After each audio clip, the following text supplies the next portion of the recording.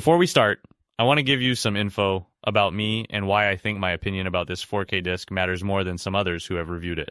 I am a lifelong fan of this movie and watched it for the first time in early 1983 on HBO when I was 12 years old. Since then, I've probably seen the movie 500 times all the way through. I've also seen it twice in LA in 35mm when I lived there. I know every beat of music and every sound effect by heart. I know every line of dialogue. So for this review, I'm going to talk about things that matter most for a hardcore fan and also help new viewers see the movie the best way.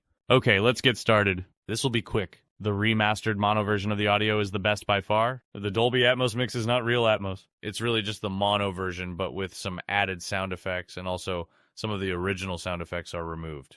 There is no sound separation in the Atmos mix at all. When people talk off-screen to the left or right, or things move across screen, the sound still stays in the center. Added sound effects are obvious to people like me, and so are the removed sound effects. One in particular is when Valeria is dying. She bites her teeth together, and in the Atmos version, there is no sound. In the original mono mix, you hear her teeth make a distinct tapping sound. Also in the Atmos version, they add sound to when Thulsa Doom straightens out his snake arrow, and also there is added sound to the rope when Valeria is riding it up out of the tower. I don't mind the added sound at all, but I do mind when they remove sound. Also in the Atmos mix, the music gets drowned out in spots. After they escape the tower and have the celebration party, you can tell the music is not very loud at all, and all the people talking overshadows the music. So in conclusion, the original mono mix is the way to go, and the mono mix has much better bass in the spots where the bass originally goes. The riders approaching the village has huge bass, and also when they're riding across the dunes and the drums are playing.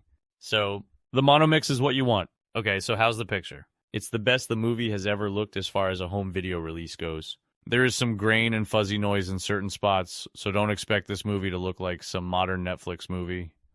But the movie looks its absolute best during interior scenes where they're using studio lighting in a controlled environment. So if you're a real fan of this movie, this 4K disc is a must-own item.